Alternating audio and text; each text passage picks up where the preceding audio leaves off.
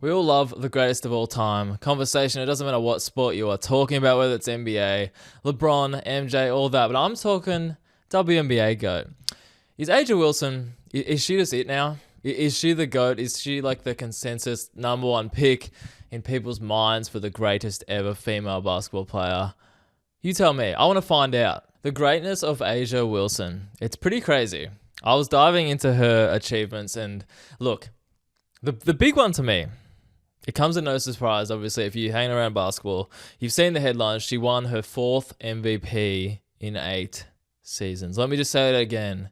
4th MVP in 8 seasons. That means the entire time you were a pro in the WNBA, 50% of it, you were the best in the league. You were the MVP, which is just wild. Obviously, it's never been done before. Let me just start off by saying that. Imagine if someone had done that before, obviously they might probably would be considered the greatest of all time. But it's wild. Like even someone like LeBron, not even sort of close to that. I don't have the stats in front of me. What has he done? Like 3 MVPs? Who knows? But A'ja Wilson is effectively in a league of her own in that element. Doesn't matter what sport. Doesn't matter male or female. So my question to you, is that alone enough to make her the GOAT? And if it's not, I've got more.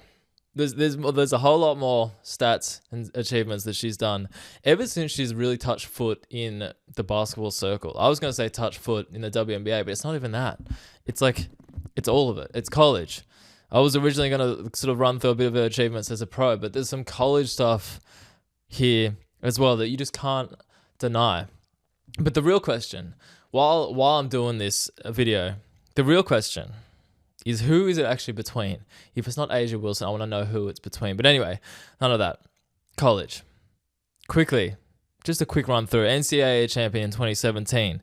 Most outstanding player, the tournament, most outstanding player, NCAA tournament, most outstanding player in the exact same year, 2017. Swept all major National Player of the Year awards in 2018. That's like the Naismith, the Wooden Award, like all those awards that I don't know too much about, honestly. But the college awards. 3-time SEC Player of the Year during her time in college, and then multiple All-American selections. So obviously was outstanding in college, but that leads me very nicely to the pros. And look, if you have those achievements, and I did not, full transparency, I did not watch her in college. I don't know what her game has expanded like, but it would be cool to sort of watch a bit, like if I did watch her back then, to be able to judge to what she's become now. If you could kind of see the writing on the walls for greatness, and I'm sure you could just reading out some of those achievements, but 4 MVPs again, 4 MVPs in 8 seasons as a pro is crazy. Of course, she was the first overall pick. 2018 to Vegas after those 3 years in college. So the thing that really baffles me when I was looking at these stats and this history of A'ja Wilson is literally from the jump, she basically averaged 20 and 10. 20 points, 10 rebounds. Like, not exactly that, but you might as well say she walked onto the floor as a WNBA athlete, and from that very moment, she averaged 20 and 10. 28 and 8, just to make it a bit more realistic. And that's exactly what her averages were in her rookie season. 20.7 points per game, 8 rebounds, 1.7 blocks per game. That's as a rookie. Can you just imagine, like who's an outstanding NBA rookie, WNBA rookie, anyone, come in year one to do that? I assume wins were not, a massive thing for the Las Vegas Aces back there because they had the first pick, even though they're an expansion team. So maybe there was. Maybe I'm completely false. What was their year record win while I quickly do that? You'd assume it's not great. Okay, 14 and 20 in year one when she did that. Not bad. Call it 0.5, just about. That's a lot better than I kind of expected. But to average 20 and 10, 20 and 8 from the jump, obviously that's going to mean you won Rookie of the Year, which is the start of her achievements. She just did that, came in. The other thing that stood out to me was she's only come off the bench twice in her career out of 8 seasons. In those total 8 seasons, twice. I assume injury, illness, something weird, because looking at those stats was weird to just be like, she has not missed a beat. Literally. And I was going to go through and add up how much time she has missed with injury, but it doesn't even look like that much time. Which means that she's available and she's going to have achievements such as the All-Star selections in 2018. 2018 is when she's a rookie. So Just because, not to mention, she was a Rookie of the Year in 2018. She was an All-Star that year, which I've had this chat before in my mind and in maybe on this podcast as well. But who has been a WNBA Rookie and an All-Star? Paige Beckers have done it. Did it this year. That's probably when I was talking about it, to be honest. Caitlin Clark, did she do it? Yes. I'm going to say yes, confidently. NBA, much less of a list. Blake Griffin was probably the last one. From memory, that was it. But A'ja Wilson, she's done it. Of course she's done it. And as I go through this list, it's probably going to be rare to find something that she has not done, because that's why it kind of baffled me just reading through this list of achievements, because I don't think I really properly appreciated what type of athlete, stellar athlete she was. Next, single season points record. That was in 2024, so we're getting a bit more closer to recent times, but she set the WNBA single season scoring record in 2024. No easy feat.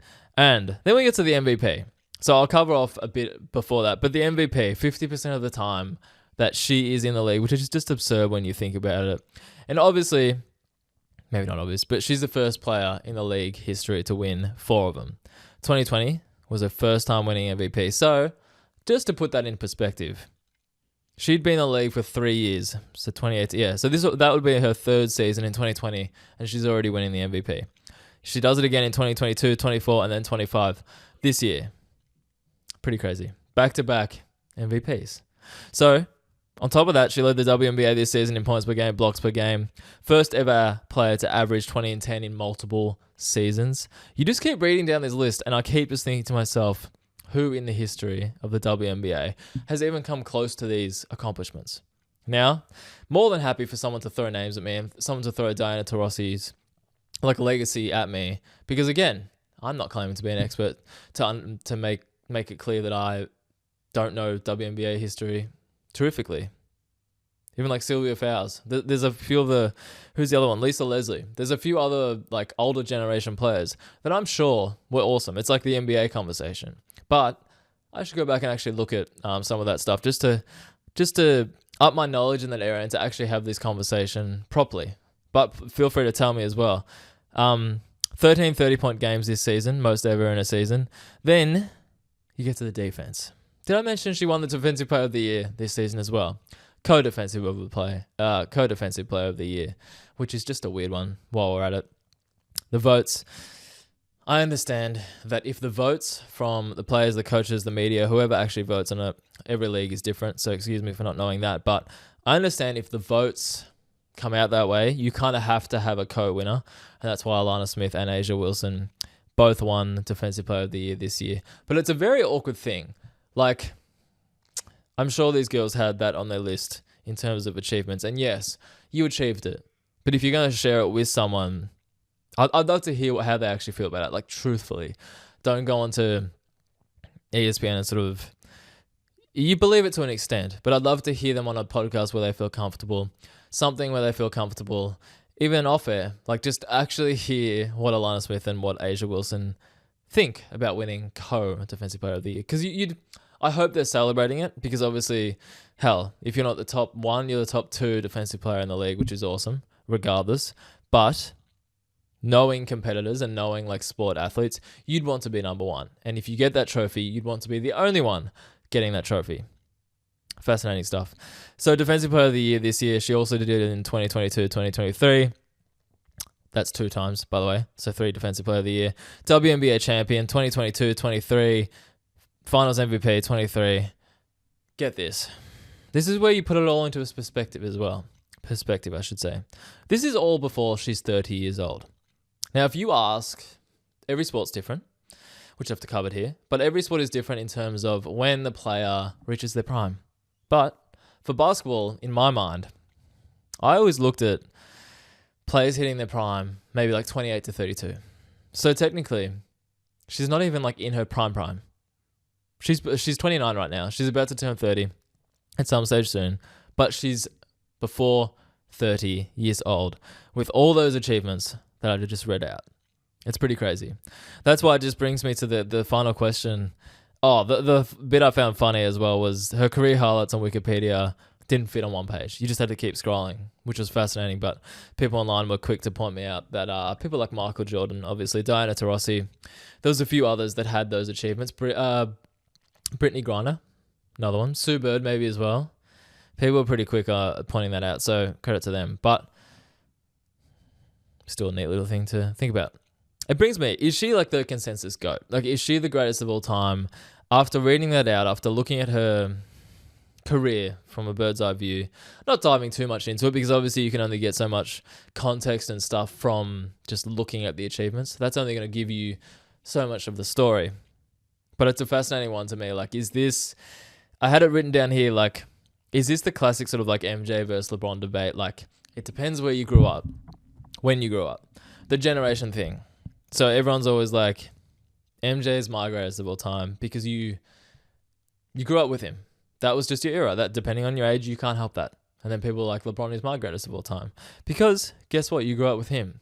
Is this similar? Is A'ja Wilson like, without a doubt, this generation's greatest of all time? But if you go back and you ask people a bit older who have been around the WNBA a bit longer, unlike myself, is it clearly Diana Taurasi? Is it clearly these other ladies that came before this generation? That's what I'm curious to find out. I'm curious to see what people out there think. But that's where mine's at. And I just wanted to see what I would think of at the end of like talking about this, whether I think A'ja Wilson. And look, from my knowledge of the game and WNBA, I don't know how you effectively. I don't know how you beat that. What I just read out, I don't know how you beat that in terms of what's on paper. How do you, from college to pros, to jump into the pros, average 20-8, don't look back from there. No real like hiccups in terms of like even off-court stuff. Nothing. It's just watching the Diana Taurasi documentary. She obviously had some off-court stuff that impacted that type of stuff. I don't know if people consider the off-court things to do with the greatest of all time conversation. Maybe not. I'm sure it helps in the likability department, even though from what I've seen of Diana Taurasi, I absolutely love her. She just seems like a great character. But I don't know. From what I can tell, A'ja Wilson has never had anything like that. She's never had any sort of like down seasons. It's just been like consistent, better, MVPs, defense, like two-way player. She's just impressive. Tell me who you think is the GOAT. Who's the WNBA greatest of all time and why? Hey, thanks for tuning in.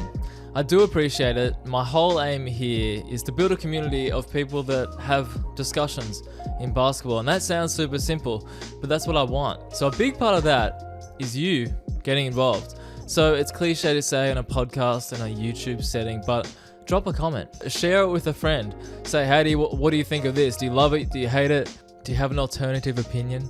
Literally just do that because I want discussion. Thanks again.